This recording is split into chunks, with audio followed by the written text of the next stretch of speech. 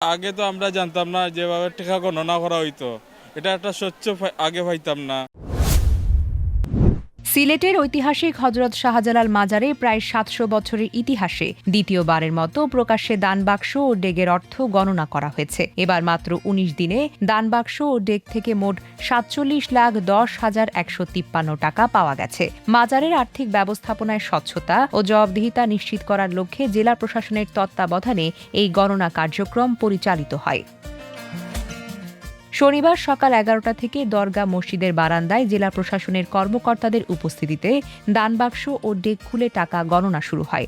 দিনব্যাপী গণনা শেষে মাজার ব্যবস্থাপনা কমিটি ও জেলা প্রশাসনের কর্মকর্তাদের উপস্থিতিতে আনুষ্ঠানিকভাবে প্রাপ্ত অর্থের হিসেব ঘোষণা করেন সিলেট সিটি কর্পোরেশনের প্রশাসক এবং মাজার ব্যবস্থাপনা কমিটির অন্যতম সদস্য আব্দুল কাইয়ুম চৌধুরী। ৪৭,১০,১৫৩ টাকা আমরা বাংলাদেশি মুদ্রায় এটা আমরা দান বাক্সে পেয়েছি।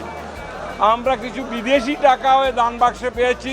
অফিসিয়াল হিসেব অনুযায়ী নগদ বাংলাদেশি টাকার পাশাপাশি দান হিসেবে পাওয়া গেছে সোনা, রূপা, বিশ্বের ১২টি দেশের বিভিন্ন মুদ্রা এবং গবাদি পশু। প্রাপ্ত গবাদি পশুর মধ্যে একটি গরু ও ৪০টি ছাগল মাজারের লঙ্গরখানায় রান্না করে ভক্ত ও অসহায় মানুষের মাঝে বিতরণ করা হয়েছে। সংশ্লিষ্টরা জানান, গণনাকৃত সব অর্থ সোনালী ব্যাংকে মাজারের নামে খোলা নির্দিষ্ট ব্যাংক হিসেবে জমা রাখা হবে।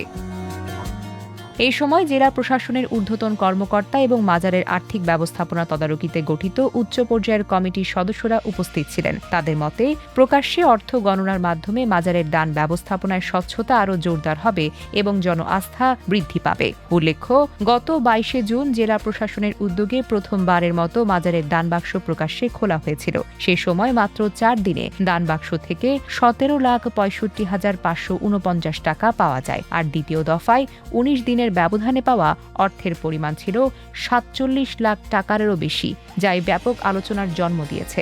মাজার কর্তৃপক্ষ জানিয়েছে, দানের এই অর্থ মাজারের উন্নয়ন, রক্ষণাবেক্ষণ এবং বিভিন্ন সামাজিক ও ধর্মীয় কার্যক্রমে নিয়ম অনুযায়ী ব্যয় করা হবে। Desk report, recap news.